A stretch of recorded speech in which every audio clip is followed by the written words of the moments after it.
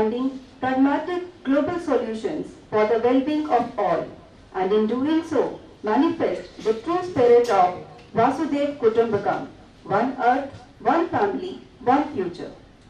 For India, the G20 Presidency also marks the beginning of Amrit Kal, the 25-year period beginning from the 75th anniversary of its independence on 15th August 2022, leading up to the centenary of its independence towards a futuristic, prosperous, inclusive and developed society, distinguished by a human-centric approach at its core.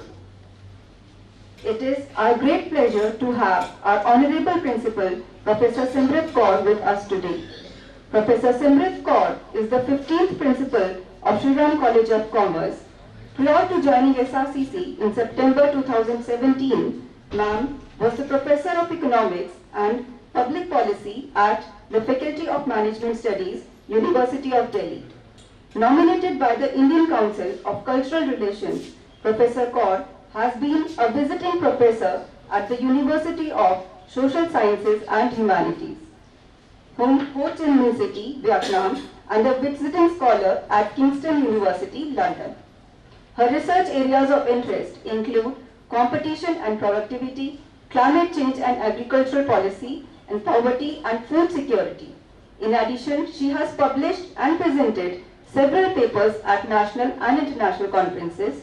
Professor Kaur's book Privatization and Public Regulation, The Indian Experience, published by Macmillan, received the Best Book Award. Honored by the Business School Affairs, Professor Simrit Kaur is a recipient of the Best Professor in Public Policy Award. I now invite Ma'am to kindly deliver a welcome address.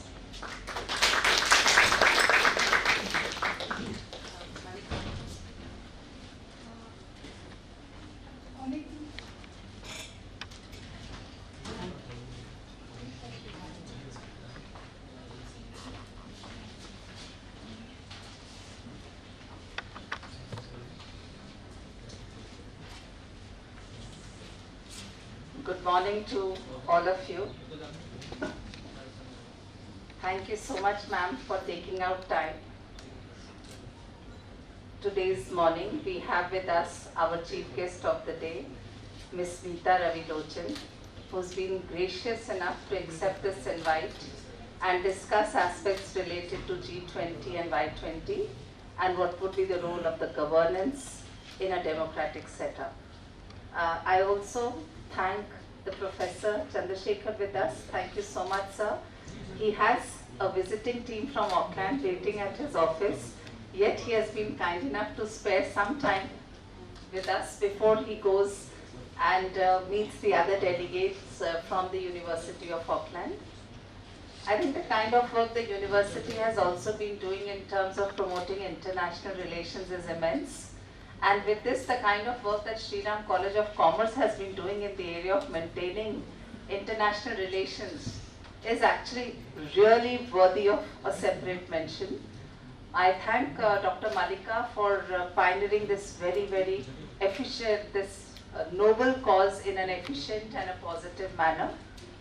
Discussing today's aspect, it's very important to understand why G20 and what is the role of the youth in democracy and why is it important to maintain systems of accountability and better governance structures. All of us always try to optimize our personal benefits. It is a rational behavior, optimizing your own self. In economics, our fundamental assumption always is self-optimization. Only at a later point in time we start talking about social welfare optimization, but it is so important because if you try to maximize your own self, there is no way that social welfare is going to be optimized as well. So if you are aspiring for growth which is inclusive as well as sustainable, it is important for each one of us to start thinking of a future where we can share the future with us. So Vasudhaiva Kutumbakam, the very tagline of G20, which talks about one earth, one family and one future, is basically relying on the role of the youth as well, because the shared future is something which is more important from the perspective of the youth. For 20, 30 years more, most of the resources are going to be there. We will survive. But the question is, what about the youth who are just in the 20s and have so much more to live? And the children that you are going to give birth to and the new generation which will come up. Are we thinking adequately about the future sustainability? With conflicts and climate change being at the forefront, what is it that is required so that we can all very proudly say we left something positive for the future generations as well and did not consume all the natural resources and other resources which were made available to us, because exploitation of resources is not desirable from a sustainable angle. So my humble submission to the youth of the country, youth of Shri College of Commerce, start thinking in a more holistic manner. I know you are already thinking, but please scale it up. Scalability is important and the role of the youth is immense. In a world which is digitally connected, in a world where we have Industry 4 revolutions, in a world where you can also analyze big data within seconds, actually gives you the crux where you can utilize the data and start investing in resources which will ensure a future which is sustainable. And if you look at the wonderful logo of G20, the lotus, the basic ethos of the lotus is we continue to strive despite the challenges. It is grown in a place where the water is not conducive, yet the flower always flourishes. So please remember, don't blame your environment. We are there to change the environment, so be the change you want to see, and we all together must work for a future environment where we can all look at it of a future which is full of peace, full of harmony, and also adequate resources which we in current generation are going to lead forward for the future. Thank you so much once again, Dr. Malika, for organizing and making the youth aware of these very pertinent issues. My compliments to the Government of India and of course the representative of the Government of India that we have today, Ms. Meeta ji, and also our own representative from International Relations and University of Delhi for sparing their time to flare up and ignite in the youth how to align themselves with the philosophy of the G20. Thank you once again for this opportunity, and my panelists, I hope you have a wonderful day, and because of you, my students are going to have a very fruitful interaction. Thank you, sirs, for the time that you've been able to spare with us. Thank you so much.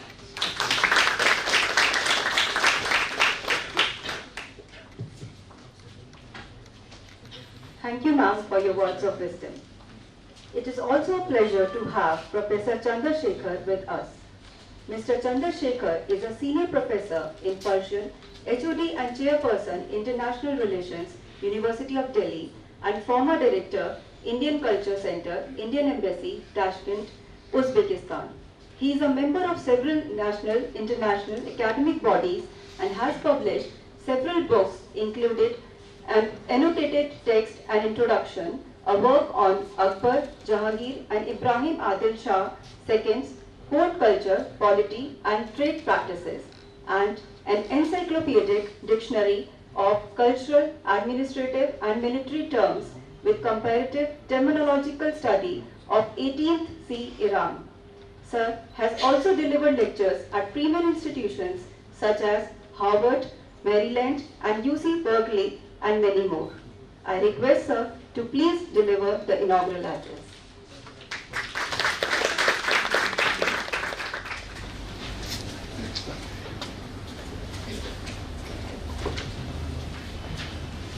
Good afternoon. Namaskar. It is a matter of pride to be in this esteemed college and its international program. Greetings to Ms. Meeta Lochanji, Secretary, Ministry of Youth Affairs, Professor Smith Kaur, Honorable Principal of this esteemed college, faculty members, dear students, who are the real task holder of this workshop, and dear panelists, alumni, and some Dutch people also were there. It is perhaps first time that at the international level, India has emerged as great guiding leader. Presently, India is holding office of the President of G20, heading Shanghai Cooperation Organization and other international forums. It is the first time that world's major powers look towards India for all help in resolving various current issues. Stabilized foreign policy structured during the present government in the leadership of our Honorable Prime Minister Shri Narendra Modi is the main source behind it. G20's various directions to take Indian youth for constructive future, not only for our nation but for others too, show how India care for others' youth too. Whether it is Vasudhaiva Kutumbakam or in Persian, in which I expertise, there is a saying, we are embodiment fixed with other organs. If there is a pain in one part, other part cannot remain without pain. And it is inscribed in front of the UN office at Geneva also. To train youth of other countries, Indian Council of Consultations, with whom I have worked for more than 4 years, organized a program, Generation Next, Democracy Next Network Program. Under this program, India has been inviting a good number of young leaders from different countries, especially from Central Asian countries, for the last 4 years. As India presides over the 2023 G20, it prioritizes human-centered development and hence Vasudhaiva Kutumbakam, which translates world is one family, that espouses the idea of universal brotherhood and the unity of all living beings. Therefore, the theme of this year is One Earth, One Family and One Future. And this is the way how we want to connect our young minds who are spread over in every corner of the world. In fact, if any country is growing, it is due to the contribution of our youth, of any area, whether it is at the low level or the highest level. And I need not to tell the names, every one of us know. The theme of the workshop, Shared Future, Youth in Governance and Democracy, is incredibly relevant in today's world. Young people represent the future of our society and are essential to building a democratic and sustainable future and contribute to our nation building basically. I hope everyone present here know the number of youth getting education in Delhi University. Sometimes we being part of this university, we don't realize. I was in Dubai last week in Silk Road University Network General Assembly. It was the first time Delhi University was invited as a full member. When I informed the assembly that there are 140,000 regular students in our university, more than 400,000 students getting education through distance mode, School of Open Learning and even non-collegiate women's board. More than 25,000 faculty members, 86 departments, more than 90 colleges, variety of the centers for the research. This is how we are providing education to our young generation to become not only leader in our country, but leader in all spheres throughout the world, and they are already existing there. So we feel pride to be part of this great center of education and SRCC, a desired destination of thousands to get education here. World's major problems revolve around economy since ages. This college creates leaders in economic issues, other social responsibilities. Delhi University's International Relations Office has been at the forefront of promoting international understanding and cooperation. It has played a crucial role in fostering a culture of inclusiveness and diversity on campus. I am confident that this workshop will provide an excellent platform for attendees to engage in meaningful discussions, share their experience, and again, our young, bright minds get more and more information. I would like to take this opportunity to congratulate Shri College of Commerce, Office of International Programs, especially the coordinator, Madam Malika, under the leadership of Madam Principal. I would like to also thank Ministry of Youth and its Secretary, Madam Lochan, other panelists who have come to share their experiences, because it is more required every time, not only this time, that youth needs a guiding lamp always, and the seniors must act and disseminate whatever the knowledge we possess. I work in the field of archaeological archival documents. Madam was just hinting on the 18th century, our economic situation. I recently translated some documents of some Indore families who were sending 50,000 then rupees hundvis to Muhammad Shah's fort. GDP in Shah Jahan's time, if we look at the many Persian sources and count the revenue, there are about 146,000 documents in National Archives, namely under Inayat Jang collection, that show only the Barar area how much revenue we were getting. More than 25 this GDP we had. So this is a time again to get back that. And this is on record. It is not only some verbal dialogues. It is on record that what kind of the economy we have. And we are fortunate that we are growing again, despite all the pandemic. Thanks to invite me. Thanks, ma'am, and I sincerely apologize to Russia.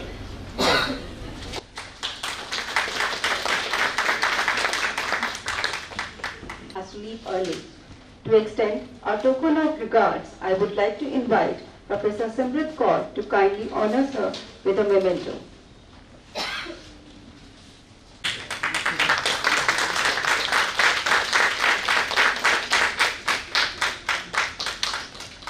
It was a pleasure having you here, sir. Program. I would now like to invite Dr. Malika Kumar.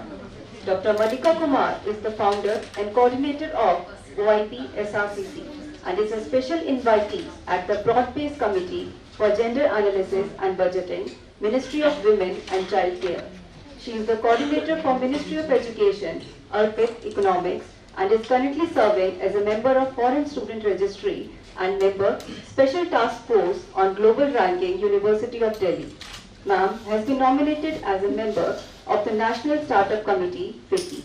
Ma'am, I request you to please address the gathering.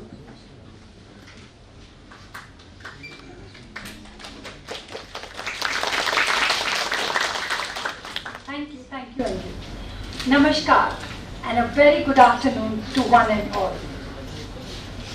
It's my privilege to present the opening remarks for the brainstorming workshop being organized by SRCC's Office of International Programs in collaboration with Ministry of Youth Affairs on the theme Shared Future, Youth in Democracy and Governance. The theme is very important for the youth of today and the future of society. Democracy and good governance are essential components of a peaceful and progressive society. The purpose of this workshop is to bring together various stakeholders, including young people like you, policymakers, academicians, to brainstorm and find ways to enhance participation of youth in democracy and governance. Why are we focusing on youth? I'm sure you all know today's generation of youth is largest the world has ever known. There are estimated 1.2 billion young people. And you'll be proud to know India has the highest youth population in the world, constituting 40% of the total population of India. With such large composition of youth in our population, which we call the youth bulge, there comes new opportunities as well as challenges. Therefore, it becomes very pertinent to engage and involve our youth in important discussions and events like this. The Office of International Programs, SRCC, is privileged to collaborate with Ministry of Youth and Affairs and be a part of India's G20 Presidency and Y20 celebrations for the same. And I'm very thankful to our chief guest, Mrs. Meeta Rajiv Lochan, for taking out time to be here with you for an interaction. Though the United Nations definition of youth, it comprises people aged between, do you have an idea what is the age the UN says? Well, it's 15 to 24, and we have different other studies indicating different age groups. But I would like to say, and I'm sure you're going to agree with me, that youth is not just numbers. It is not just a time of life. It is a state of mind. A mind which is willing to experience and explore. A mind which is willing to learn and adapt is ever youthful. And we are honored, we are proud to have ever youthful mind as our distinguished speaker, as our chief guest, Mrs. Meeta Rajiv Lochan. As our panelists, Vishakha and Kriti, one represents, she's an IAS officer. So we have from different areas. Vishakha is our own alumni and a very successful entrepreneur. She's a Shark Tank winner. So the event would commence with the address by our chief guest, Mrs. Meeta Rajiv Lochan, followed by a panel discussion on the theme Shared Future, Youth and Democracy and Governance. The thematic discussions will be with SRCC alumni joining from abroad. We have SRCC alumni from the World Bank, from Geneva, from USA and different parts of the world. And the thematic discussion would focus on three parts. First is Digital India, second is student-centric governance, and third is policy sector. And this is going to be followed by Q&A with the students. So I like to conclude my opening remark with one of my favorite quotes. Mind is like a parachute. It works only when it is open. So we are sure the brainstorming workshop would indeed open our minds for the insightful discussions. Let us begin this workshop with an open mind. Not just an open mind. There's a word, OM, O-H-O-N. Open heart and open mind. So we with a commitment to work together towards a shared future that truly represents and serves the interests of all members of society, especially the youth. We look forward to enlightening and engaging brainstorming workshop, and we thank Ministry of Youth, Mrs. Meeta, our principal, Professor Simrat Kaur, our strong support and guiding light. Office of International Program has, upscaled. She talks always about scaling, has upscaled by leaps and bounds. It is because of her support and guidance. So we thank all the participants who had joined here and who are joining online from different parts of the countries and world. Thanks to the panelists, thanks to these dear students. You are our heart and soul. Thank you once again. Back to you, Anju. Thanks.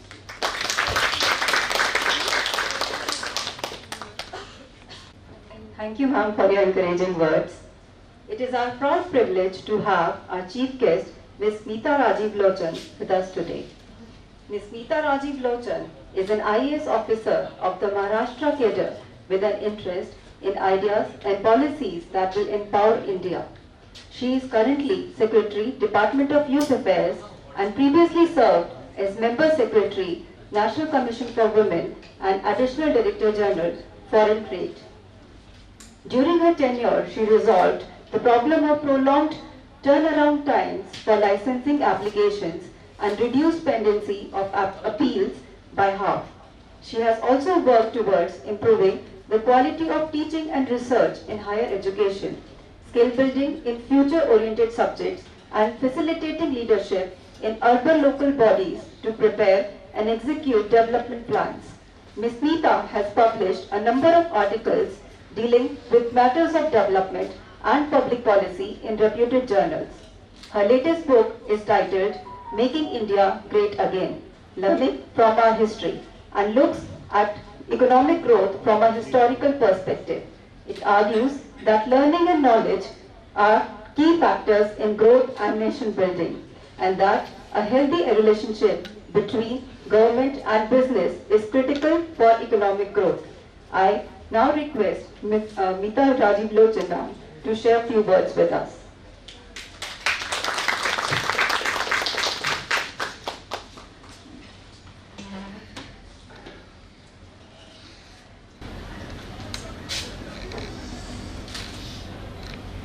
Professor Simrit Kaur, Professor Mallika Kumar, faculty members of SRCC, and my young friends.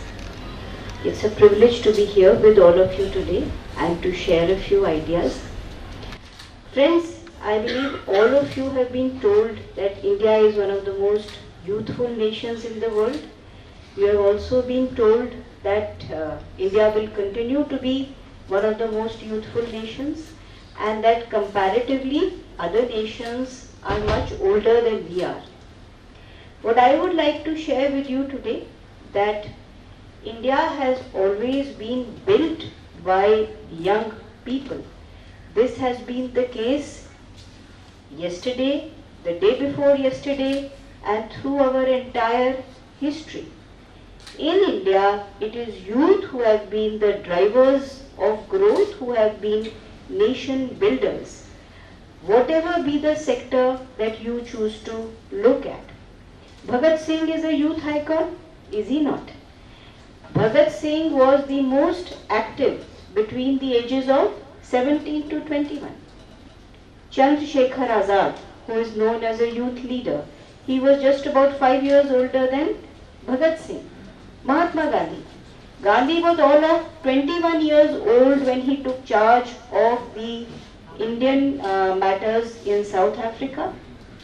When he came to India and when he takes charge of mass action in India, he is just 40 years old.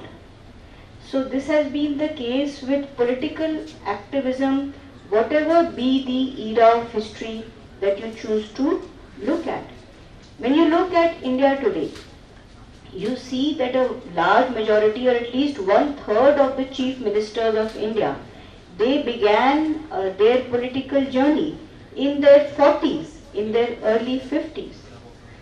Or when you look at a different sector, that's business, you see that a vast majority of Indian businesses are first generation businesses. The composition of Indian business in the last 30-40 years has changed dramatically. Many of them are in their 30s, some of them actually in their early 20s. So India has had youth as nation builders, as drivers of policy for a very long time now. When we say that youth are partners in development, that is a literal statement. We are not talking metaphorically over here. The Department of Youth Affairs wishes to craft a dialogue with youth. Government policies are crafted to empower youth. We actively seek the ideas of young people on how to craft a better future, on how to build a better society. The G20 Presidency and the Youth 20 Engagement Group is an opportunity for doing just that. The Department of Youth Affairs plans to hold consultations pan-India to actively consult youth on what their ideas are. Any of you who has ever had an idea about changing the world for the better, please come forward. This is your moment, and we will put together and compile all these ideas. Just remember one small thing. Given the scale of India, the complexity and the diversity of our society, it may not be possible to implement all ideas all the time. Upscaling good ideas can be complex and a difficult task in a country the scale of India. But once you articulate whatever it is that you wish to see, be sure that it will be reflected somewhere, and my experience has been that ideas which are doable, they get implemented almost inevitably. What also I would like to say is that for the vision of India as a developed nation to come true, it's not enough to have a few brilliant individuals engaging with each other. We need many more. Professor Simrit Kaur said that when young people engage with each other, when they engage with ideas, it maximizes social welfare. My young friend, what I would like to say to you is that when all of you engage with each other, when you actively engage with ideas, there are many byproducts. Social welfare is only one byproduct. The most important byproduct is economic growth. It is when young people engage with each other and build networks of information that it results in economic growth. Couple of years ago, we wrote a book called Making India Great Again, Learning from Our History. In that book, we have chronicled the achievements of many great Indian minds. India has produced great mathematicians, great scientists, sculptors, literateurs, businessmen. In fact, one of the businessmen whom we have talked about, one of the most prominent businessmen of his time, that house was richer than the English East India Company of the time. And that is as per the historians of the English East India Company. However, what we note over there is that that businessman was not able to generalize that achievement and that learning for others. Individual achievements do not add up to social achievement. A lot of rich businesses do not add up to a rich society.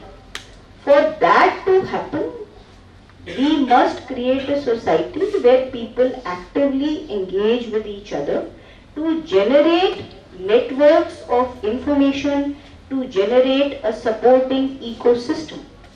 We constantly read in the newspapers about how Indians have been able to go to other countries, richer countries. They do so well for themselves.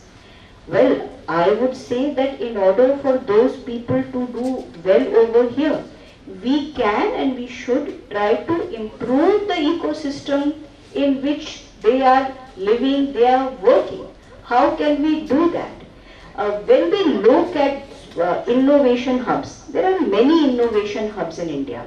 We see that they are characterized by a free-flowing exchange of ideas and information.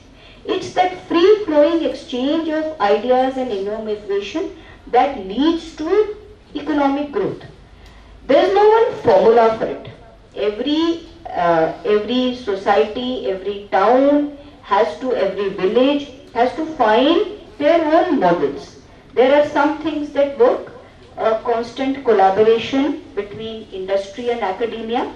That is one of the mechanisms that works. It works very well. Yes, we should do more of it. How can we promote it? The recent University Grants Commission guidelines, they talk about professors of practice. How can we take that forward? How can industry and academia collaborate with each other, not just for teaching and curricula, but for research projects. In fact, when we look at the R&D base for India, we find that it is this kind of collaboration which can lead to much better results. Or even if we look at a university campus, cross-sectoral collaboration across disciplines, across departments, it is that which leads to economic growth. We have so many innumerable examples in the history of science and technology. Today, if you look at diagnostic pathology, the ELISA array is something which is routinely used in all laboratories. That ELISA array was developed by a collaboration between an electrical engineer and a biologist. So we need to explore any and all ideas that can enable people to interact with each other and to generate those learning systems. When we go back to India of the 18th century, Professor Chandrasekhar talked about that, we find that Indian businesses were some of the richest in the world. The East India Company learned a great deal from Indian businessmen, but the reverse was not true.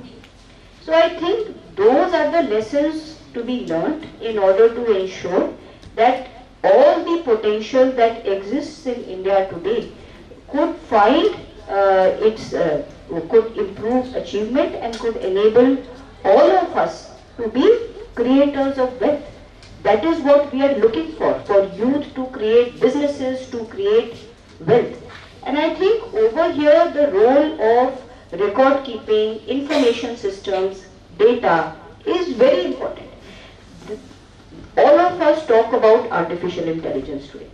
Artificial intelligence works the best in those societies that keep records and have been keeping records for many decades now.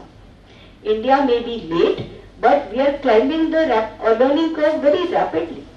And the importance of data can be seen not just in industry, it can be seen in services, it can be seen in the social sector, whatever be the sector that you would like to identify. All of you have heard the name of Florence Nightingale? Sabne suna hai. Florence Nightingale is known as a great nurse. What is less well known is that Florence Nightingale also wrote very serious notes on hospitals in which she said, we are talking about 1860, in which she said that it is important for hospitals to maintain information about their patients. And she says that hospital statistics are very important to save lives. That hospitals that are able to keep track of how many patients survive, the proportion of patients who die are those who are able to deliver health care.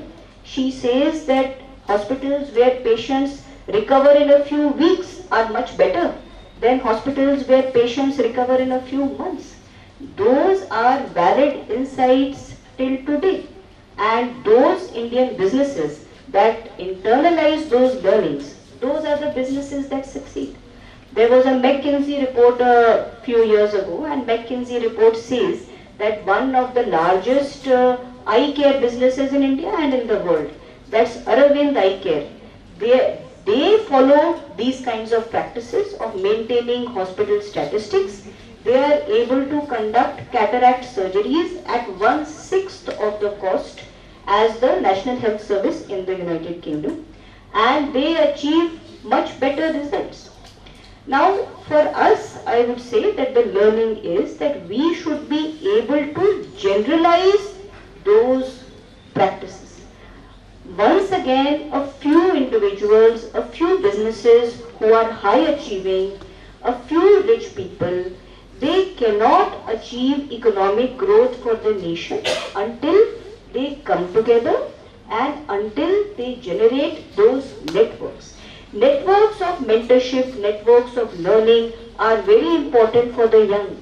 They are very important for the aspirational. Whatever be your sector, you need that kind of supportive network to grow. So there are several components to such networks. One very important component is a forum for experience sharing, for documentation. How can we build and strengthen such forums for experience sharing?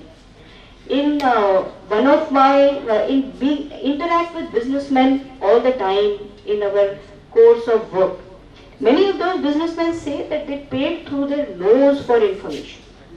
That if they had only had a supportive hand who was able to tell them, this is a pitfall, this is something you should be careful of, this is somewhere that you should apply, they would have been able to save a lot of money. So I think these kinds of networks of information are very important. The other component of a supportive network is mentoring. Mentoring takes time, but time in business is even more valuable than money. So we need a network of mentors who are willing to give up their time, who are willing to support the young. So I would say that the alumni cell in any college is one of the most important cells in that college. Because it is they who have those, who are clued in to all those networks, to those contacts, which could be harvested. I am sure for this function and for every other function, the SRC uses your alumni cell. So please tell us, how do we use all these networks to build a sound ecosystem for business in India, so that we can provide a supportive environment for entrepreneurship, we can lead to a much more prosperous, a much more inclusive society. Today, Indian government has put in place policies that create opportunities for economic growth. Indian infrastructure is much better. Indian banks are flush with money. A single GST regime has created a unified national market. But these are merely opportunities. In order for them to come true, the youth of the nation should proceed to avail of them. Many people are already doing so. How can we increase that number? For that to happen, for a vision of developed India to happen, a few brilliant individuals are not enough. Visions emerge when people committed to the idea of development come together and ideate. When 1,000 people, 100,000 people, millions of people come together and ideate. And that is the advantage that technology offers us, that it allows us to exchange information, to exchange ideas in order to build that kind of vision. It is such a collective vision that we are looking for.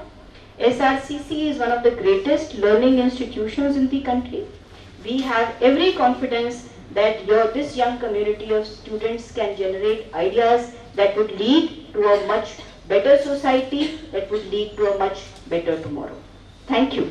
Jai Hind.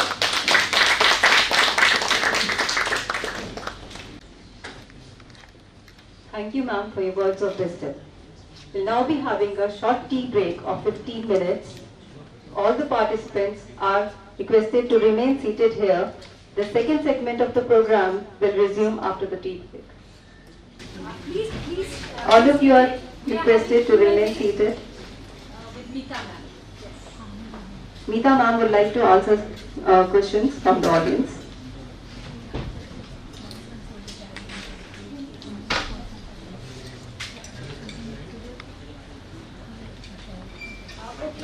Can we have the question, please? Yes. Ma'am, you've talked about how technology sort of plays a huge role, and we know that India right now is emerging. Is this better? And we know how India is emerging as like a global technology solution provider. So, ma'am, I would like to know, what is your thought on India in terms of being like a leader? Because right now we're seeing how India is emerging in all fronts. How do you think, especially in terms of the rural connect, we're able to like make sure the technology game we sort of dominate in the global stage? Okay, thank you for that question. So I would say that India is already a world leader in terms of technology. Almost half our GDP today comes from IT and IT-enabled services and various other related services. What we need to do, I think, in order to utilize this vast pool of very skilled, very innovative manpower is to see that it is used to improve efficiencies and that it is used to see that businesses use those IT-related services. Most of the IT-enabled services sector in the country today, it is catering to an international market. It is catering to American, European, other Asian businesses. While what we actually can work towards is to see that those services are utilized by indigenous Indian businesses. If the point about the modern world is the use of technology to improve productivity. So India has no dearth of innovation. India is full of talent and energy and technology. But in order to apply that, we need our businesses to come forward and to use that. Many of them are already doing so. Like I said, we only need to generalize those experiences so that others can take advantage of those models. Can you question, ma'am? I'm Sanjay Agarwal. I'm a student of SRCC 83 batch, Economics Honors. I want to know, how do we get the youth of India motivated into nation building? Because what we are lacking today, the Prime Minister wishes that India and we grow, at a fast pace. With the nation, like in the colleges, it's okay. So out of the college, when the youth is there, so they're not really involved in nation building, they're leaving our shores. So how do we retain that talent here? A very important question, Sanjay ji. I think in order to retain that talent, what we could do is to improve the ecosystem for business in India. Improve the ecosystem for living. Why do they migrate to other shores? Because they feel that over there life is easier. Just the other day there was an experience that was shared that very large numbers of students are actually going to countries like Canada for a degree which costs anything upwards of $60,000. Many of those colleges that offer those degrees, they are designed for foreign students. Those societies do not value those degrees at all, and people who use those degrees are then subsequently working in a large number of professions at the very base level of the economic pyramid in those countries. If you look comparatively at India today, the average income is 25,000 rupees a month for a normal household. At those incomes and those prices, a normal middle class household in 6 to 7 years of service, they are able to buy a 1 to 2 bedroom house in the peri-urban areas of any tier 1 city. They can buy a car within that earning. So if we have been able to improve income levels, by the way, this was not the case when I joined service 30 years ago. When I joined service 30 years ago, it took a lifetime to build a house and it took at least 15 to 20 years to buy a car. Today, that is not the case. So the only thing that is really lacking to my mind is a perception of a positive, supportive ecosystem which can help each other. And I would say that that kind of supportive ecosystem can come from colleges, it can come from businesses. We have a large number of those kinds of networks. We need to find ways to strengthen that network. After all, every young person in their life faces a period of confusion when they don't really know how do I solve the problem of getting a loan. I have a business idea, how do I translate it into the real time, or I have set up a business, how do I upscale it? I think we have over 6 crore small businesses in India, but upscaling them all is proving to be an issue. For that you need a system of mentoring.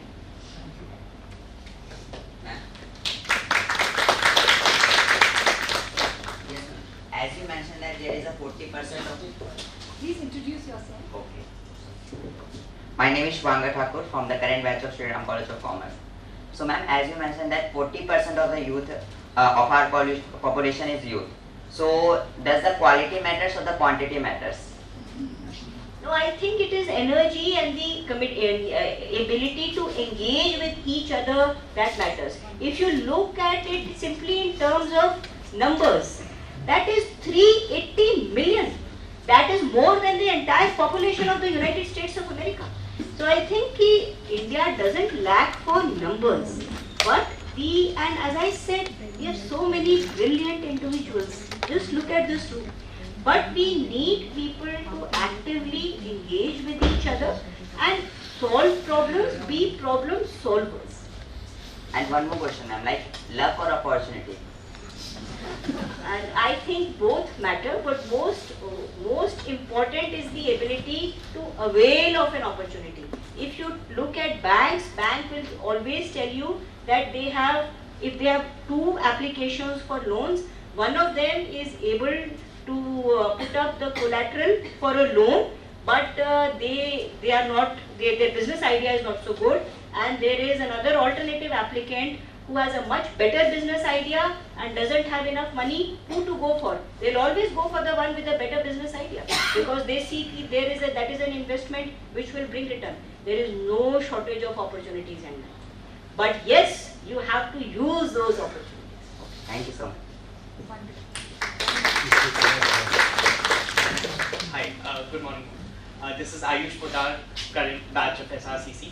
My question was, like, what opportunities do we as SRCC students have at the Ministry of Youth? Okay, so are you talking about learning opportunities? Of course, yes.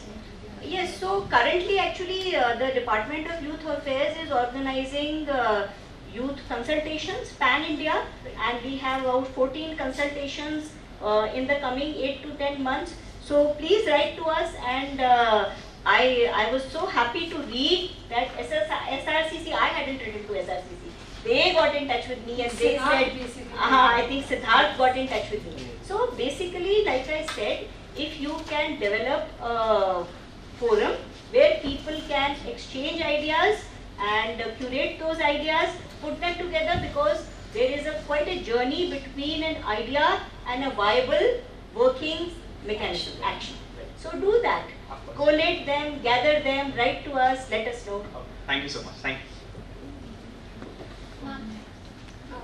Good afternoon, ma'am. My name is Ruhani Bajaj and I am executive member at OIP SRCC and I hail from Saharanpur, Uttar Pradesh. So my question to you is, how can student-centric governance really contribute towards the social and economic development of the country? Yes, I think student-centric governance is very important. If you look just at your own college and other colleges, Delhi is full of colleges. How active the alumni cell and the placement cell of that college is has a direct relationship with how well those students do later in life. So, in whatever be the ecosystem, every ecosystem has a certain governance system. Each one of them, if we can improve them, wherever we are, whatever be our level of engagement, all of it contributes to what we call governance. It is not just when we talk about governance, you can drill it down, whether it is governance at the level of your ward, where you live, about improving the sanitation conditions. All of you live somewhere, no?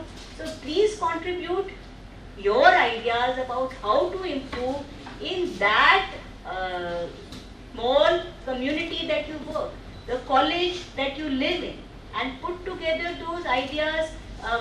I think a lot of the time students, I have heard people say, "Bhai, do we have a voice?" Of course you have a voice, but you need to be able to communicate it actively. You are heard, but you have to articulate your idea in a language that is comprehensible to others and actively reach out and engage with others. I think it is by engaging others that you could really generate a lot of ideas. It's a pleasure having you here. Thank you so much. Last question.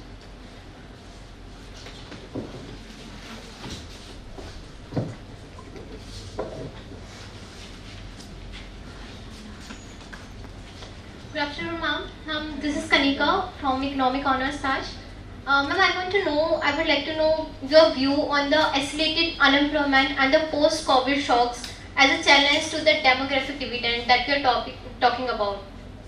So, how you see the post-COVID shocks to the economy? See, if you look at the data, the economic data says that your economy more or less has recovered and it's back on trajectory. When you are talking about the problem of unemployment, I think we need to look at more robust data mechanisms to capture what it is that people who once they complete their education or even if they drop out of college, what is it that they are doing? We run these field level organizations, the Department of Youth Affairs. There people say that when people, even when they drop out of college, it's not as if they are sitting idle. No one sits idle. They are all engaged in employment of some kind or the other. I think that rather what they used COVID was in an effort to reappraise, reassess where they were and to see where they go from here. So to say that we are still in the post-COVID era and that there is a huge problem of unemployment, I think that may not be a very correct perception. Ma'am, do you really think that our academies give us the right to, are the youth ready to assess the opportunities? What do you mean? Could you clarify? So ma'am, like I just wanted to know that our academics that we are studying, the graduation or post-graduation that we are talking about, so do the youth really ready to harness their potential? Okay, so thank you for that question. See, when I was growing up, there was this whole group of activities that was termed as extracurricular activities. Now that I have put in so many years of service, I always wonder why it is called extracurricular. It is a part of the curriculum. When you look at a curriculum, then academia, studies of mathematics and geography is only one component of a curriculum. Experiential learning, learning to organize group activity, whether it is learning to organize a camp, whether it is going for internship in an organization, whether it is outreach, going into a community to help them build houses, anything. It is that kind of experiential learning which adds to your skill set. All of you have heard of EQ, isn't it? Emotional quotient. So that is just as important. It adds to your ability and your skills. Today when we evaluate people, we get applications for jobs all the time. One of the very important parameters is their ability to relate to others, to work as members of a team, to participate in group activity. All those skills come from experiential learning. So students who take that component seriously, who take their internship seriously, they are fit. They find their jobs much faster. Yeah, fair enough, ma'am. Thank you so much, ma'am.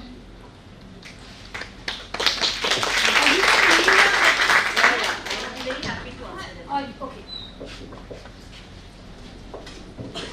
Good afternoon, ma'am. This is Gauri Bhaskar from Team Y20 SRCC. My question to you is that what are the advantages of student-centric governance and how does it empower the youth to participate in decision-making processes? I think that in all communities, it is the students who are most important for taking the brand name of that particular institution forward. Today, if you look at the IITs are brands that are known the world over. They are the brands the world over because of the students of the IIT. Of course, faculty members are important for their research work and what they are doing. But it's the students who are the brand ambassadors. And when we talk about student-centric governance, we talk about the ability of students to feed back into their alma mater, to feed back into society, to take an active role in articulating ideas, in engaging with each other, in organizing discussion forums of this variety. I would say that it is that engagement with each other, that expression of ideas, which is the bedrock for public policy of any kind. When we make public policy, we actively look for the reports, rapporteuring reports for events of this kind. They are a very important component. So, more power to you, that is what I would say. Thank you so much, ma'am.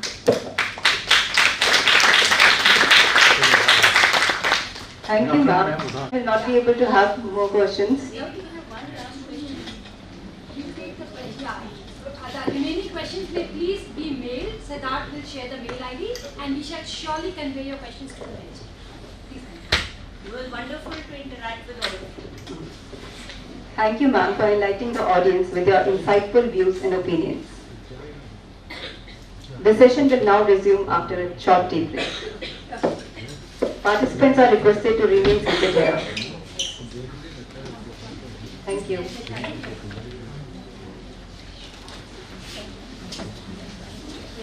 Is because of Siddharth. Yes, yes.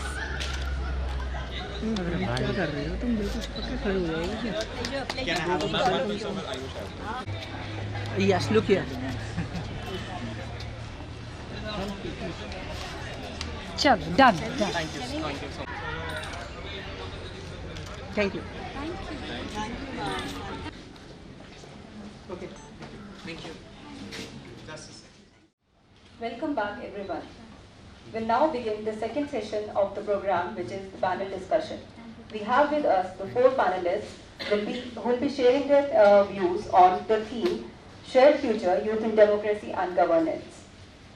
The first panelist is Dr. Saurabh Jain, who is the founder of Pandu Labs, EdTech startup. Pandu Labs is pioneering a new space in EdTech called Transmedia Education. He has also founded a social initiative called startuplearn.org.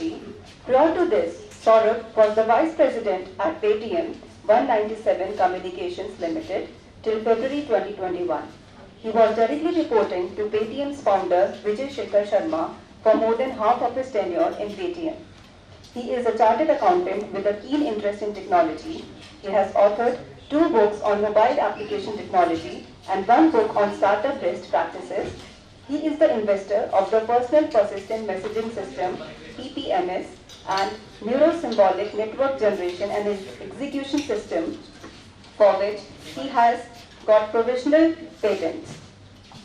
The second panelist is Ms. Vishakha Bhaskar, who is the co-founder of Angarakha.com, which is a D2C size inclusive clothing brand which recently got featured in Shark Tank India Season 2. She is also a well-known influencer who has been actively talking about body positivism and importance of size inclusivity in the fashion industry. She has been featured in publications like BuzzFeed, iDiva, Yahoo, The Hindu, Toy, NDTV, to name a few.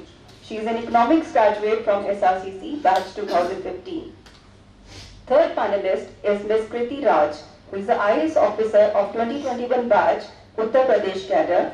She is currently undergoing her district training in Saharanpur district of Uttar Pradesh as assistant collector and assistant magistrate. She is an engineer by profession and has experience in the women and child welfare sector. She has been featured by Zee News, ABP News, Aaj Tak, Dainik Jagran, Amar Ujala and other news platforms. Apart from her job, she finds solace in reading, painting and meditation. The moderator for the discussion today will be Ms. Vartika Khandelwal. Ms. Vartika Khandelwal is presently working as an assistant professor at Shri College of Commerce, University of Delhi. She did her Bachelor in Commerce from Daulat Ram College, University of Delhi, followed by Masters in Program from Department of Commerce, Delhi School of Economics, University of Delhi. Thereafter, she pursued her Master in Philosophy from the same institution. She is currently pursuing her PhD from Delhi School of Economics. In addition to her vast teaching experience spanning over a decade, she has also published research papers in reputed journals and has also presented papers in national and international conferences. Her areas of interest includes business laws, corporate laws and international business.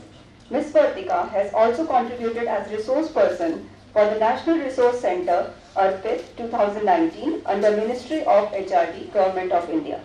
In addition to the administrative responsibilities, she also plays an active role in the extracurricular department of her students by being the teacher coordinator for TEDx at SRCC. Now, without taking much of everyone's time, I request Ms. Vartika to kindly proceed with the panel discussion. Over to you. Thank you, Anju. Very good afternoon to all of you.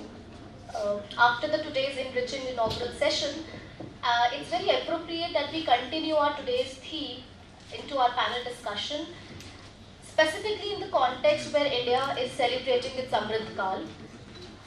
Given the demographic advantage that India shares, it's very important for us in country and society in general to give a conducive environment in terms of democratic institutions and governance practices to our youth, which act as a catalyst for them to nurture themselves in that environment and contribute towards the growth of our country. Also, I would say that since all of us has envisioned to take our country forward from being a developing nation to a developed nation, a dream which all we have seen, I think the youth is going to play a very catalyst and a very instrumental role in that. Despite the challenges that the youth of today is facing, be it in terms of, as I mentioned earlier also, in terms of climate change, in terms of natural disasters that we are facing, in terms of political uncertainties also in certain parts of the globe. Apart from that, as we all understand that the massive layoffs which has happened is imbibing some sense of fear, confusion amongst our young minds. But I think the problem-solving attitude, the go-to attitude, the perseverance, the resilience of our youth is going to be immense asset for us as a country.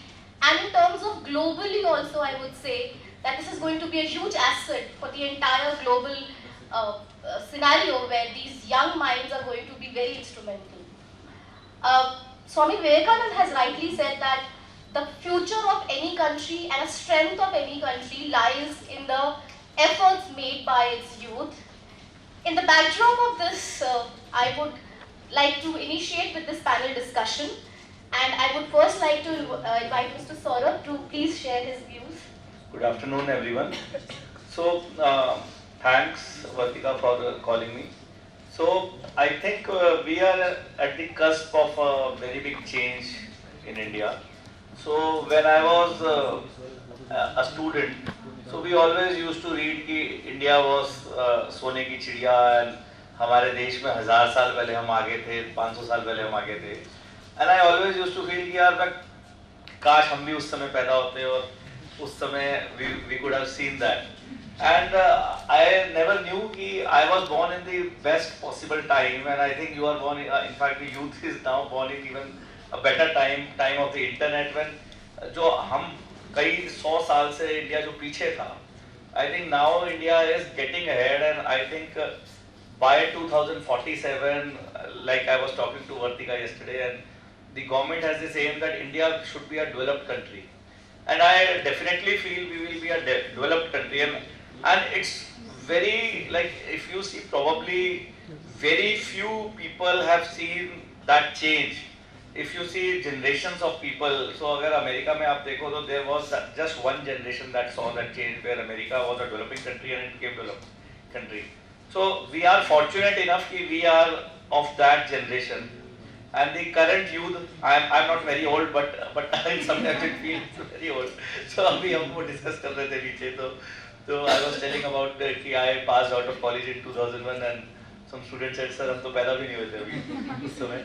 So I feel जो आप लोग हैं, they are definitely born at the right time, because from 2023 to 2047, when we will grow and become a developed country, we will grow very rapidly. If you see all the economic indicators, उसके अलावा I have been a speaker from Kashmir to Kanyakumari, so the northernmost part where I have given a speech is Ladakh, and southernmost I have given a speech in Trivandrum.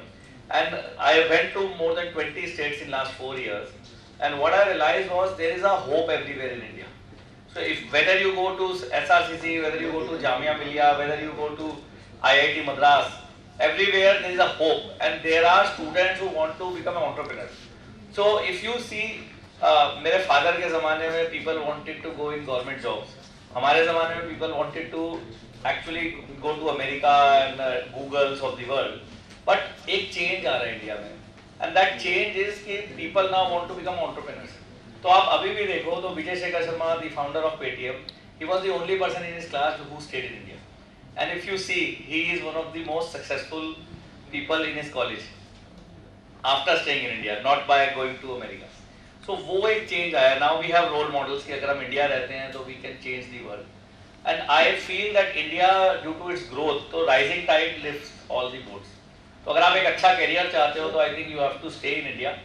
And अमृत काल जिसे हम कहते हैं, तो I was asking वर्तिका, मैंने कहा ये अमृत काल हम क्यों कह रहे हैं, तो basically वो इसीलिए है कि from a developing country we will become a developed country within these 24-25 years. And इसको हम अगर अमृत काल नहीं कहेंगे तो और क्या कहेंगे कि जो देश है, आप जिस देश में पैदा हुए थे, that was अभी yesterday I was listening a speech from Invest India's MD. So he said 2014 में we were 122nd in global data rankings. तो मैं अपने बेटे को कल बता रहा था, he said हाँ पापा 100 से ऊपर ही होंगे. तो मैंने कहा अब कितना है? He said पापा 40-50 होंगे. मैंने कहा we are now the top data consuming country in the world. So from in 7-8 years from 122nd rank to first rank, and ये सब जगह होगा इंडिया में.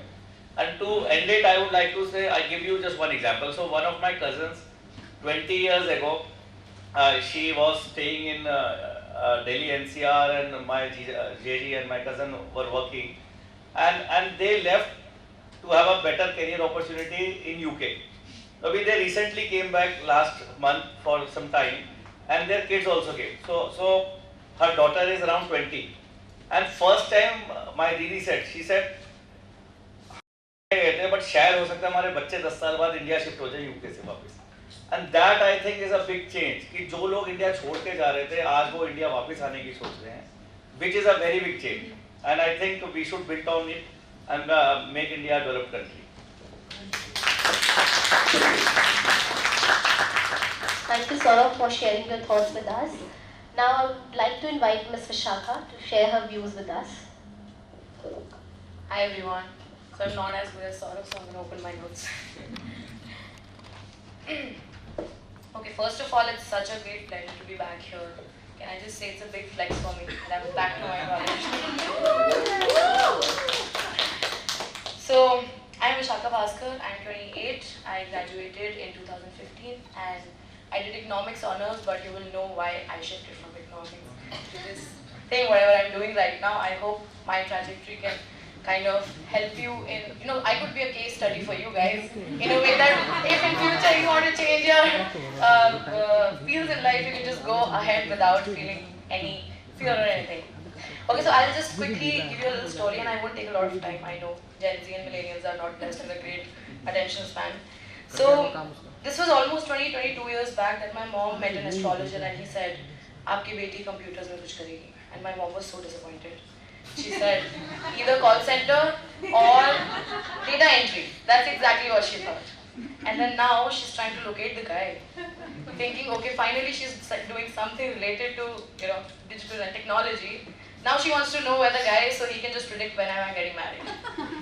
So fast forward, almost 22 years later, here I am, building a very, very unexpected career out of I have a D2C clothing label, never in my thoughts. Wildest thoughts I could imagine that I'll be owning a brand, especially after graduating from SRCC. In my 3 years of SRCC, I had a great time, but I also was a misfit. In my first semester itself, I knew I do not belong here. I mean, no offense, but the things I've learned from SRCC, the kind of respect I get after I say that I'm from SRCC, but I definitely was a misfit because everyone in the first semester was sorted. Everyone knew what they have to go ahead with. They knew, okay, I want to go to Bain, Citi, McKinsey, Deutsche, and here I was just sitting in co-op, ODing on Irfan Bhaiya ki patty. So, yeah, I mean, it's just surreal. I mean, for me, it was such a big change, and now I'm a very, very proud contributor to Digital India. How it all started? Right here in the co-op lawn, a friend of mine said, you know what, you dress up pretty well for your size. And I didn't know if it was a compliment or a backhand compliment. I had no idea. And then a few months down the line, we were going for our first international exchange program, which was to Utrecht, Amsterdam, and it was the best experience of my life. I used that opportunity to make my mom spend a lot of money on my clothes, start a blog. I started a mid-size and plus-size fashion blog, and I took that opportunity to interact with a lot of girls staying there. We went to Paris, we went to Amsterdam, we went to Belgium, and I interacted with a lot of girls there. And one thing that we kind of figured out was, if you are mid-size or plus-size, fashion goes out of the window. And that's where I got the idea that, okay, eventually I have to get out of SRCC and I have to start something related to this thing. So yeah, when in third year everyone was sitting for placements, again I was ODing on Irfan Bhaiya ki patty and something else.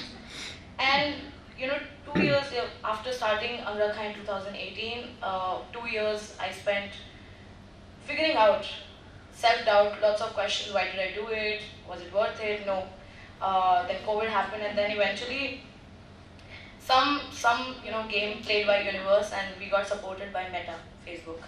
We got supported in a way that they taught us, in those 2 years of COVID, they taught us performance marketing. Me, someone from economics honors who hated the idea of running Excel sheets, sitting behind this thing, when I saw the dashboard of Ads Manager, I freaked out. I said, okay, this is something that I did not sign up for, but now that I've learned it, I feel this is the best kind of high you will ever get in life, when you know, okay, this is the amount you've spent, and this is the kind of conversion you've got, all the analytics and data involved in it. And trust me, if I can do it, anyone can do it. I was so bad at maths. So yeah, this is pretty much how I got into performance marketing. I don't know how many of you guys saw a Shark Tank episode, but did anyone see? I don't know. No? Yes. You saw. Okay, there was one metric which made everyone's eyebrow raise, and which was our return on advertising spend. I don't know how many of you are interested in digital marketing. I don't know how many of you are going to take it up in future, but we had one of the best ROAS, it's called ROAS, amongst all the pitches that came on the show. For a brand who's not even dealing with experts when it comes to digital marketing, performance marketing, this is just a case study for you guys to dive into whatever you want to dive in.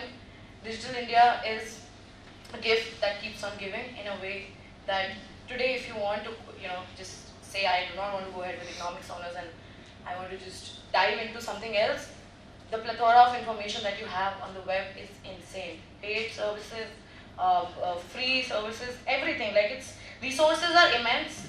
So my little suggestion to you guys is, if ever you want to dive into something new, don't think twice, but definitely do try and validate the idea from your core group, your mentors, your friends and family.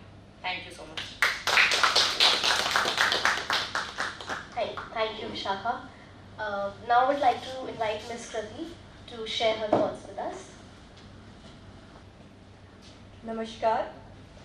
A very good afternoon to the respected guests, esteemed panel members, the organizers and members of OIP whose hard work has made this possible, and my lovely, lovely audience. It's an absolute honor and privilege to be a part of this initiative where we are discussing our shared future with the young and enlightened minds of this generation. Shared future, youth in democracy and governance, is an idea which is highly relevant today as India presides over G20 2023, and we take it as an opportunity to unlock the potential of youth to advance India. The new paradigm of good governance and effective democracy is participative governance, where citizens are becoming a part of the democratic decision-making process, and youth particularly is turning out to be a responsible part of the population that wishes to not just see a change in the governance, but be a part of that change. The youth is not scared of voicing its opinion. However, that opinion should be educated and aware, and that's where we need to invest in the youth and nurture them as harbingers of change in the 21st century. The young Indian population holds vital demographic power, as almost 1 in every 4 Indians comes from the age bracket of 15 years to 29 years. Thus, compared to countries like China, Japan and USA, which face the challenges of aging, India has the advantage of being placed in a position where it can play on its strengths of demographic dividend to drive social, political and economic growth. The young and the bright minds of the country have the potential to be the change makers and the power to shape policy, influence markets and reimagine social structures. The fresh perspective that the young blood brings to every institution enhances our ability to think creatively and disruptively. This makes the young population an important asset with the potential to offer immense leverage in terms of skilled labor, entrepreneurship, innovation, disruptive technology and economic growth. In a rapidly changing world faced with urbanization, globalization and automation, the skills needed for future, including cognitive, digital, interpersonal and self-leadership skills, are undergoing a change. In the post-COVID world, accelerated automation, fast-track e-commerce, remote working culture and integration of technology in everyday lives has thrown us into a new normal, changing the nature of employment and skills needed.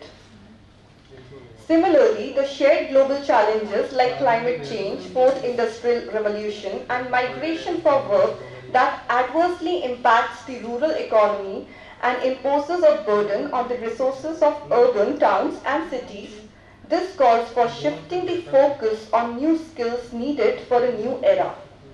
And when it comes to making the right intervention at the right time, what better than starting with the youth of the country?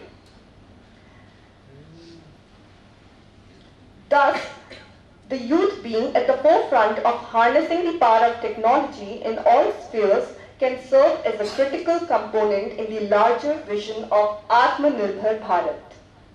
The Government of India recognizes the importance of understanding this dynamic segment and nurturing them to shape the future with a special focus on the students. Student-centric governance is about placing the students at the focal point of governance and nurturing them as active decision makers with the will and ability to shape not just their future but that of the country. Student-centric governance focuses on youth development, which demands investment at the stage of education, keeping in view the need to create thinking, innovating individuals equipped with skills that include interpersonal communication, collaboration, critical thinking, design thinking, problem solving, and dealing with change. Students should be at the heart of the education system. We also need to give priority attention to support marginalized youths in the spirit of Sabka Saath, Sabka Vikas, with a vision that supports inclusion and equity. Then we need to provide employment to the ignited minds. Several initiatives of the Indian government like National Career Scheme, leveraging small and medium enterprises, supporting the large informal gig economy, building an ecosystem and providing soft loans to further the spirit of entrepreneurship to transform job seekers into job creators are some vital inputs at this stage to provide sustainable and productive employment to young Indians. An important aspect that shouldn't be overlooked is the health of youth. That is central to the country's ability to grow and thrive. The campaigns like Ayushman Bharat and Poshan Abhiyan focus on eating right and fitness, as evident from Fit India movement and Khelo India that have enhanced key youth health metrics. In fact, now is the time we break free of the taboos and address critical areas like menstrual health, mental health, substance abuse, adolescent health, and reproductive health across all genders. The next area of intervention is youth leadership and development. The youth of India are the custodians of the future and they need to actively engage in civic and political life to solve many societal problems. Volunteering is a crucial pathway to developing leadership in youth and building the essential 21st century skills. The organization of youth parliaments, literacy and debate clubs, cross-cultural exchanges are effective ways to broaden their horizons and mobilize them for the greater good. It is also a responsibility of the governing systems to create a just and equal society based on mutual respect where the youth feel safe, included, and are able to exercise their rights. Social justice needs to be upheld when dealing with deprived sections of the society. The young should be well versed in the ideals of inclusion, equity, dignity, liberty, and fraternity.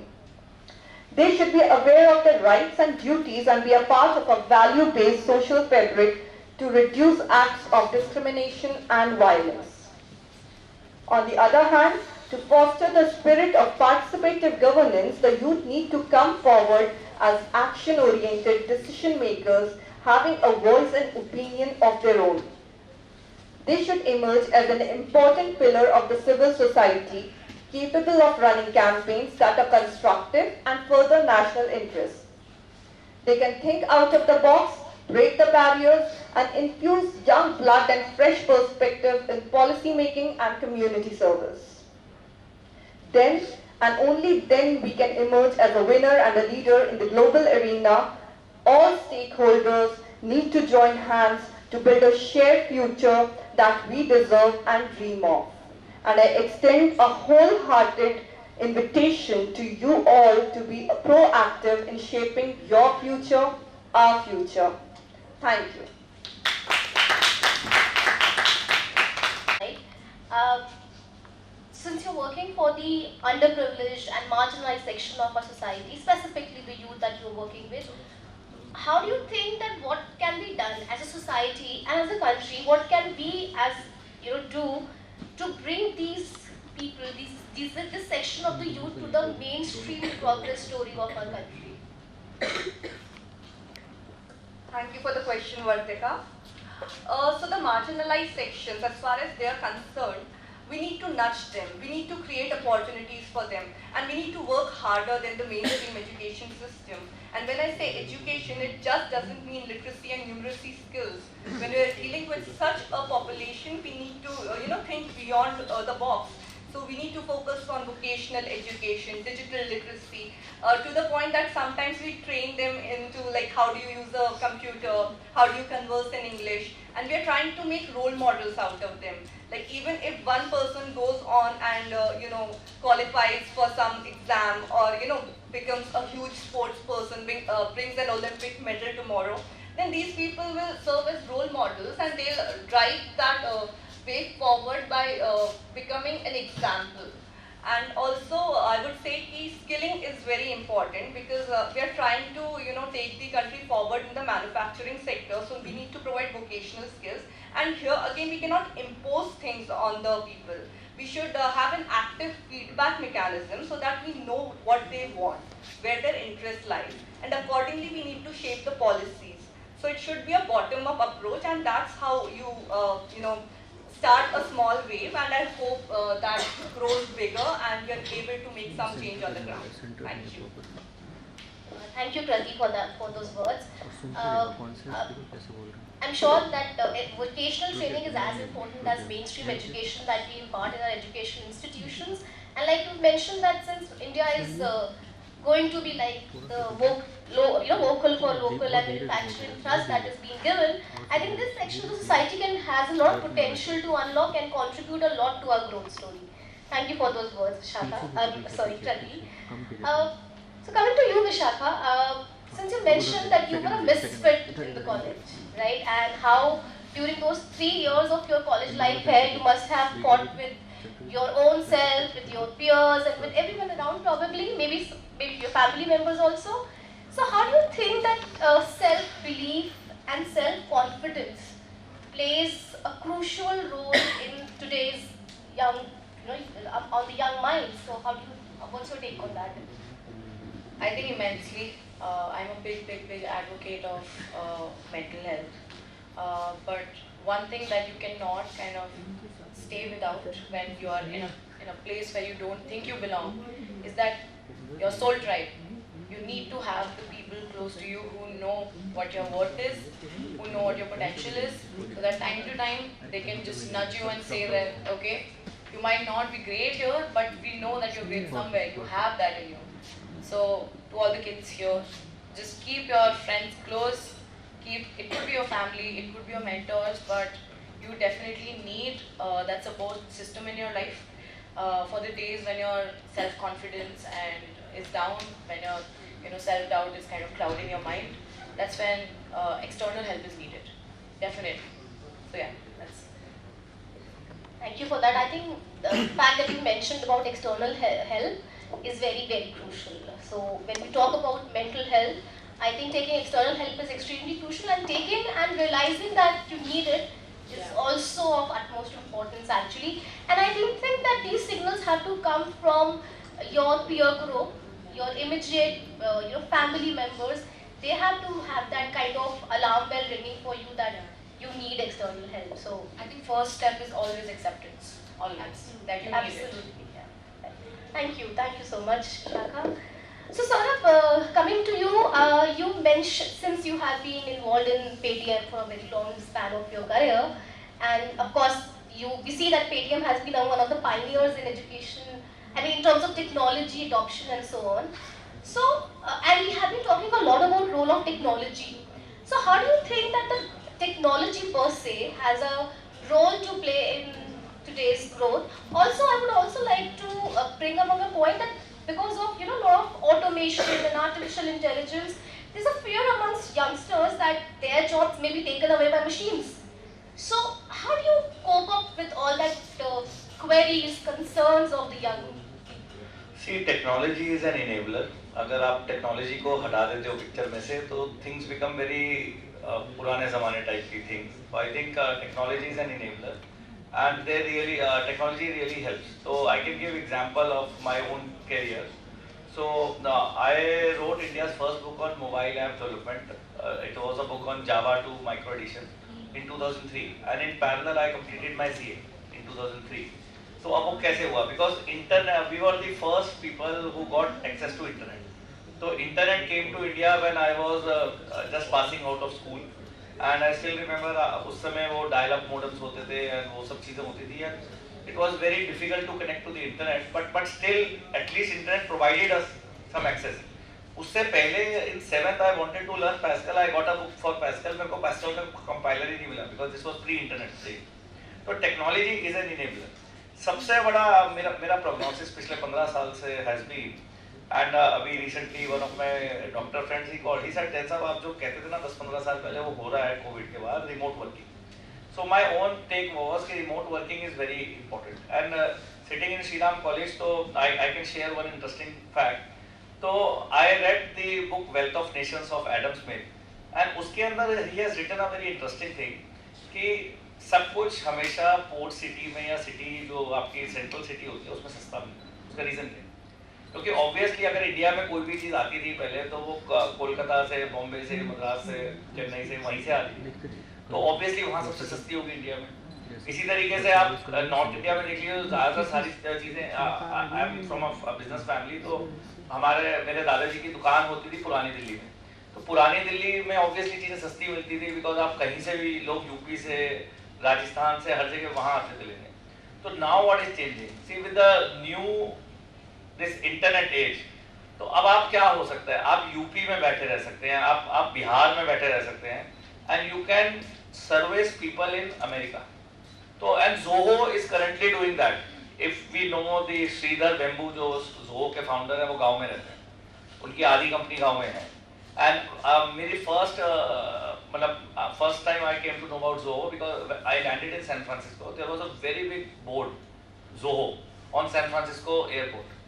तो I realized मैंने कहा ये Zoho कोई company है, search करा तो पता चला इंडियन कंपनी है.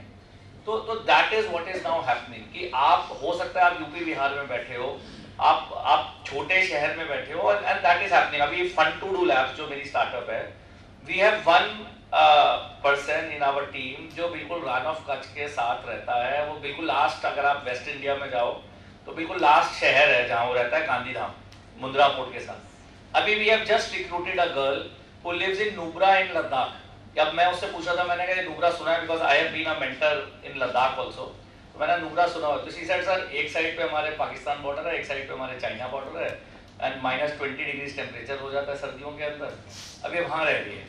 And this is in a company like Fun to Do Labs जो अभी just start हुई है. तो I was just saying, मैंने कहा अब हमें एक अरुणाचल प्रदेश में कुछ चाहिए और we have found one candidate in Tamil Nadu. तो मैंने कहा अगर ये हो जाते हैं तो we will have across India and that is happening. अब it is not कि I am just for national integration doing this.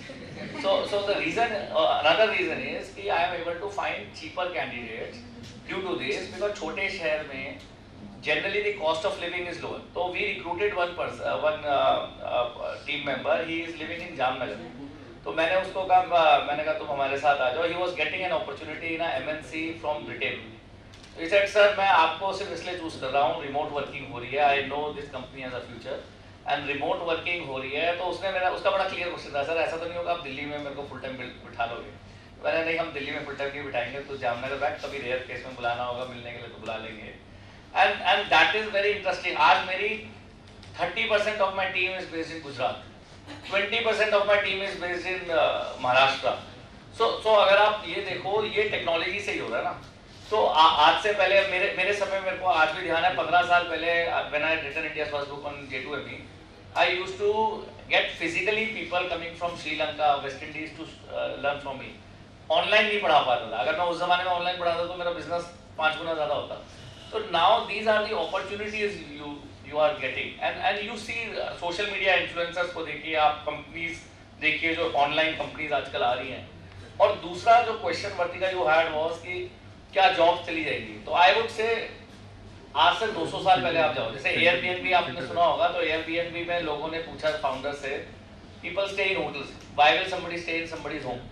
तो इसे 200 साल पहले लोग क्या करते थे, आप कहीं जाते थे तो आप होटल में नहीं रहते थे, आप किसी के घर रहते थे। 200 साल के अगर आप इंडिया में जाओ तो मुझे आज भी ध्यान है, मम्मी बताती हैं हम इसके रहते थे, उसके रहते थे।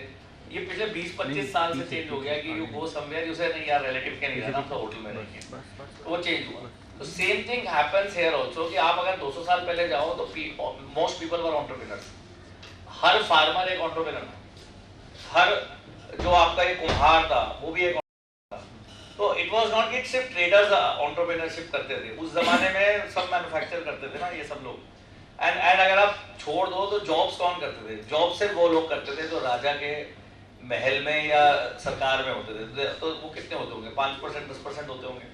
So I think we are again coming back to that world where people who are freelancers will start earning. अब मैं आपको 2-3 in the interest of time एक तो छोटे से एग्जांपल देता हूँ। तो I know one person जिससे हम अपना सारा ऑडियो का काम कराते हैं। अभी जो लड़का है इसने मैं 5-6 साल पहले इससे मिला तो ये फ्रीलांसर था, ये अपना ऑडियो गाने वगैरह बनाता था। अब इस बार मैंने इसको कॉन्ट्रैक्ट दिया अपनी कंपनी के एनिमेशन फिल्म्स की ऑडियो के लिए, तो ये स्टार्टेड हिज ओन कंपनी। तो ये 2 म्यूजिशियंस मिले, इन्होंने अपनी कंपनी खोल ली। अब एआई से इन्हें क्या फायदा होगा? एआई से इन्हें ये फायदा होगा गाना अपने आप बन जाएगा, पैसे मिलते रहेंगे, होगा यही। एंड एआई से आपको बेनिफिट होगा। See at the end of the day chat, मेरा बेटा कहता है पापा आजकल पढ़ने की क्या जरूरत है, चैट जीपीटी गूगल है तो, बट वो गूगल और चैट जीपीटी चलाने वाला भी तो चाहिए ना। तो होगा क्या, मेरे फादर के ऑफिस में जो काम 10 लोग करते थे, आफ्टर डिजिटल एडवेंट मैं 2 आदमी से कराने लगा। अब हो सकता है मैं 2 आदमी से नहीं कराऊंगा, मैं खुद करूंगा, और मेरी जरूरत तो है। तो you more people will need to be entrepreneurs. Good thing is government is doing startup India, तो आप स्टार्टअप खोल सकते हो। एंड स्टार्टअप खोलने में फिर वो आता है कि सर हम छोटे शहर से हिंदी बोलते हैं, पैसे नहीं है। विजय शेखर शर्मा के पास सब कुछ प्रॉब्लम्स थी, he is so successful, Paytm के फाउंडर हैं। तो आजकल आप वो मत सोचिए, आप हल्दीराम को देखिए। अभी पीछे मैं एक बहुत बड़े ब्यूरोक्रेट है, उन्होंने बिट्टू टिक्की वाले का एग्जांपल दिया ट्विटर पे। तो बिट्टू टिक्की वाला रेडी लगाता था, आज उसके नीचे 1200 लोग हैं। तो nothing is small.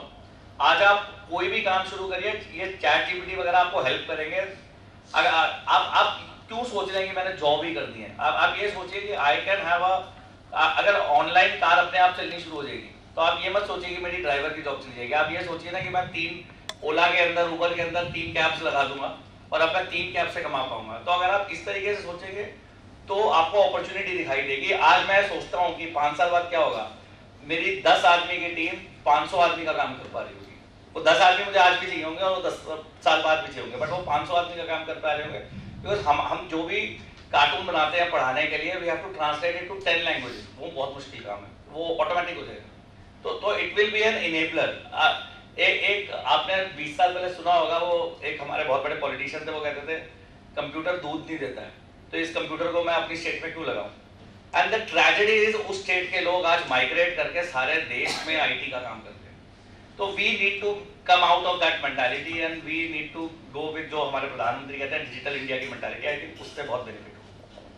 Thank you. Very rightly said that technology, we should not fear technology, we should embrace technology, and it has to be an enabler in that sense. Thank you very much. I open the session for question and answers from the audience. Yes. If you could just introduce yourself also. It's fine, I think this is all. Okay. Hello, first, my name is Vasudhaiva Kutumbakam. I am a second year in Shri College of Commerce. Firstly, I love all 4 of your speeches. I have a question to you, ma'am. Me? To you, ma'am. Oh, me? Okay. Yes, Visakha Vasudhaiva. Ma'am, you very rightly mentioned how, there is a risk factor is something which becomes extremely important. And you also talked about how metrics was something which helped you. The question which I sort of have for you is, when you're posed with uncertainty and you're like, should I take this leap of faith and go ahead and make this sort of business? What was your weighing metric on, yes, I'll go ahead and like make this into a reality? I think a lot of factors. First of all was my conviction, like I was extremely convinced that okay, where I am is not what I want in life, okay. What my friends are going for is not what I want. I was pretty sure when I was in college, I knew that I'm going to start my own thing. Then eventually, just to put like a stamp on that, the decision that I took up a few jobs off campus. I tried to figure out that, okay, I might be assuming that I'm fit in this industry. I think I love, when it comes to fashion, I love everything about it, but do I have that in me to learn everything from scratch? Because I haven't studied anything in fashion. Everything that I've learned that I'm using right now in my own brand is through experiential learning. And so lots of factors, like this is one of them, that once I did those jobs and I enjoyed it, like I wanted to work more than 8 hours. It was not like a 9 to 6 thing for me. It was beyond that. I used to be back at home traveling all the way from Gurgaon to Mayur, 2 hours one side, and I still wanted to be working on it. I just knew that, okay, I love this. I absolutely love this. So it was one of those factors. So, yeah. One question. And the question is just to Kriti.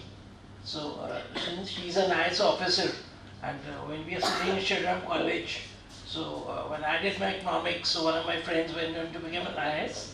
So when you attend these sessions, like you gave your speech, it was more like Sarkari speech, and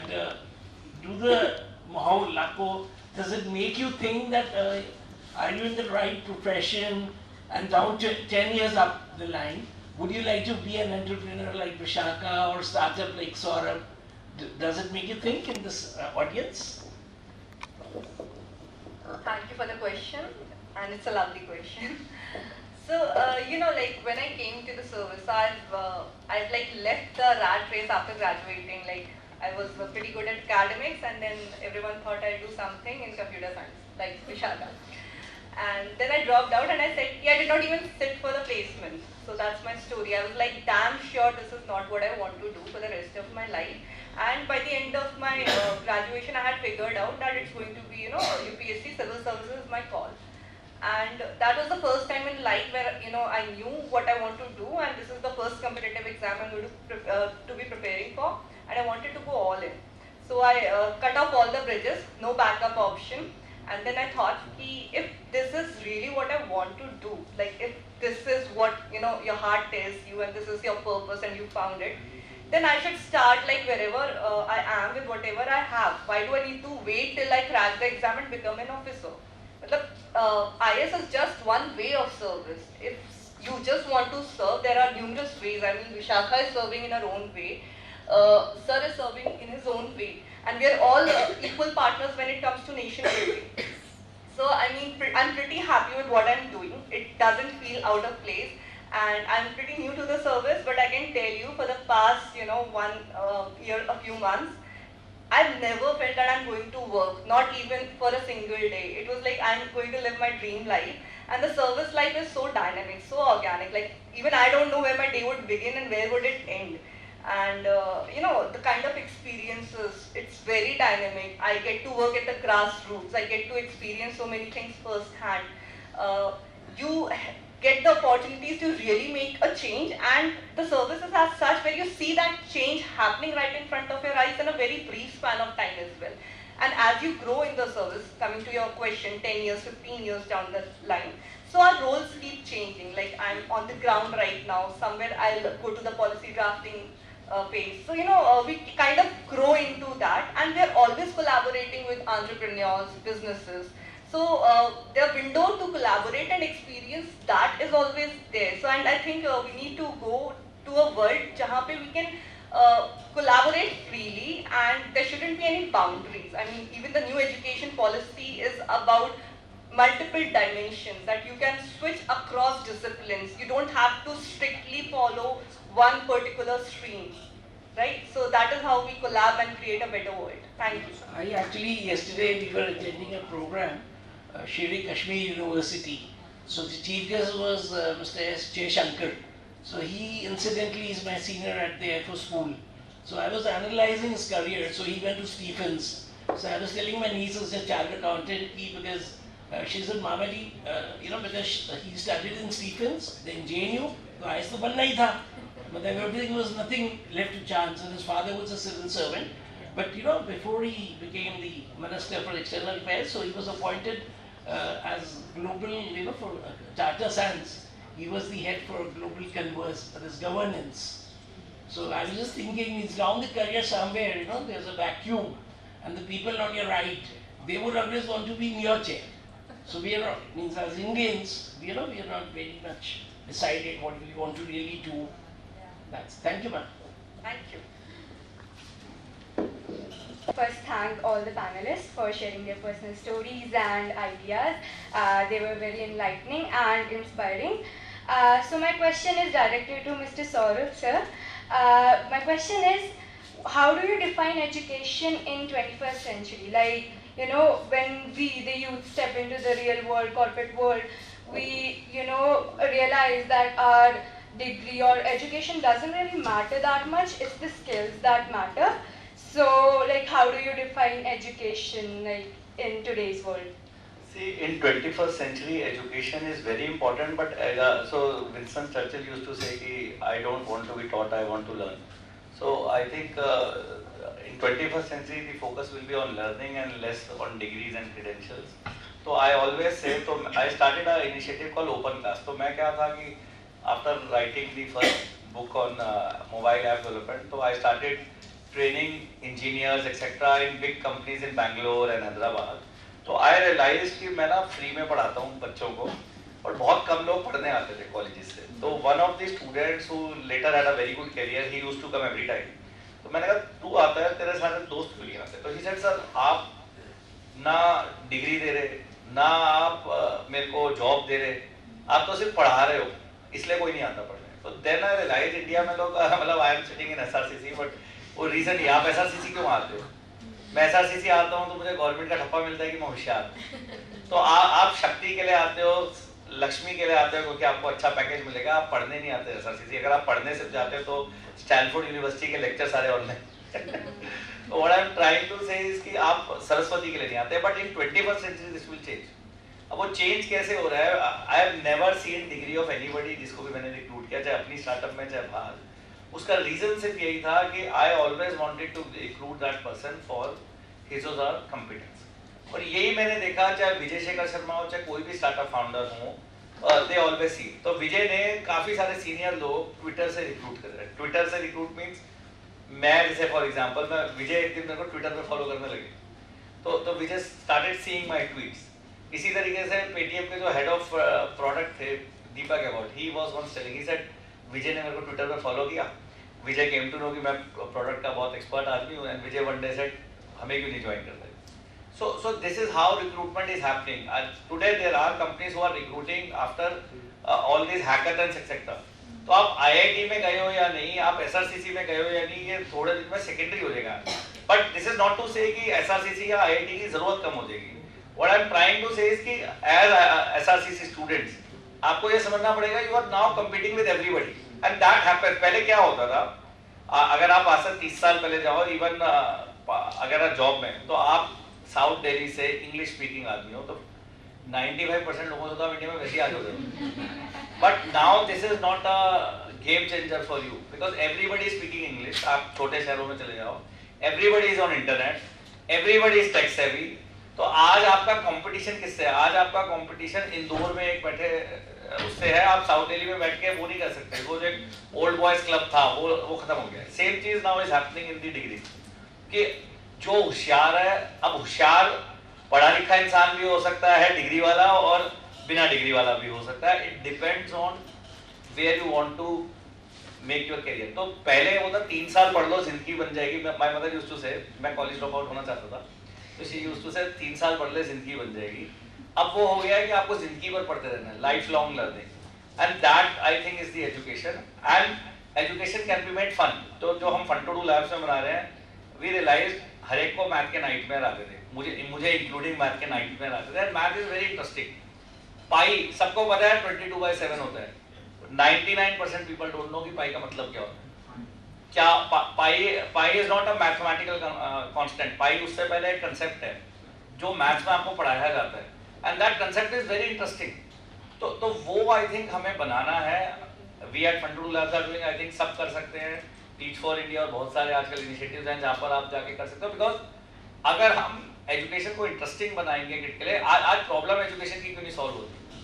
Modi ji चाहते हैं सारा देश पढ़े, माँ बाप चाहते हैं देश पढ़े, टीचर्स चाहते हैं देश पढ़े, अरे वो बच्चा पढ़ना ही नहीं चाहता, बच्चा तो नहीं पढ़ना चाहता ना। तो आप मोबाइल फोन को देखिए, mobile phone reach everywhere in India in spite of all the constraints because people wanted mobile phone, but kid doesn't want to study. तो अगर हम एजुकेशन को फन बना देंगे तो kid will want to study and then obviously India will change. Okay, so we'll have last question for the day because of paucity of time. So, if both of you can ask at the same time, and then maybe our panelists can answer. Good afternoon, ma'am. Myself, Chandra Prakash. My question to Kriti ma'am is that if we recall the time of Atal Bihari Vajpayee, he was such a statesman, and today India needs, if India wants a seat in United Nations Permanent Security Council, it needs a statesman. Modi is not a statesman. So it's a wave which is coming to make him. Okay, so can you please be brief or share the question and then we I'm talking also about have an online that. session. Okay. So you are doing about underprivileged society. Gandharva Rathore and my friends are also yes, and Ilma Afzal, you will be knowing she is from Citizen Defense. So from SRCC it makes money-minded, but in life do we need only money-minded or people-centric also? Like you are helping people. So what are your views on that? Yes, Shubhangi, you can also ask. So I have a question for ma'am. Like SRCC is like something self-doubt. Do I really self-doubt? Do I really deserve to be here? Like that. Like for me? Yeah. So how do you tackle that situation? Like for you also, you feel like each of the students, basically जिन students को मैं जानता हूँ, all those students are having the same doubt. Really? Wow. I thought I am a misfit. Well, honestly, I think when you are in college, you have that advantage over others that you still have time to explore other things. You are still young, you still have, plethora of resources out there to figure out what works for you, what doesn't work for you. So even though you have self-doubt in you, convert it into synergies in a way that it can help you find out what exactly do you want to do. I mean, SRCC for me was an institution that changed me as a person. From the educational POV, as Sir said, for me it was something that added to my skill sets. I was not great at public speaking. I absolutely love doing it now. So use this opportunity in a way where you can change, it can add to your personality, it can add to your characteristics and skill sets. If you have doubts about why am I here, use it in a way that it can, you can graduate and say that, okay, it was worth it. Like 3 years, it was great that I was here. Because once you step out in the world, you will do, definitely you're going to realize that the value that SRCC holds for every single student is insane. That's exactly where I was, where you were in those 3 years. But right now I can just say that I'm so grateful that I was a student of this college. So use it in a way that it can benefit you. Thank you so much, Vishakha. So on this note, I give my heartfelt thanks to all our distinguished panelists for taking out their valuable time and sharing their thoughts, experiences with us. A very enriching session, I must say, for all of us, and it has been a great pleasure for us at OIP SRCC to have hosted you, and thank you so much. Thank you.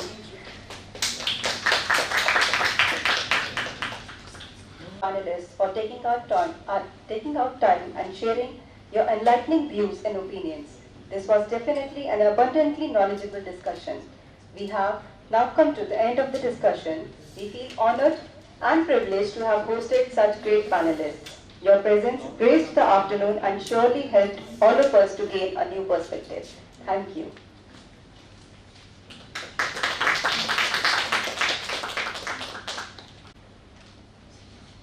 We'll have with us 5 distinguished alumni of SRCC who will be joining online.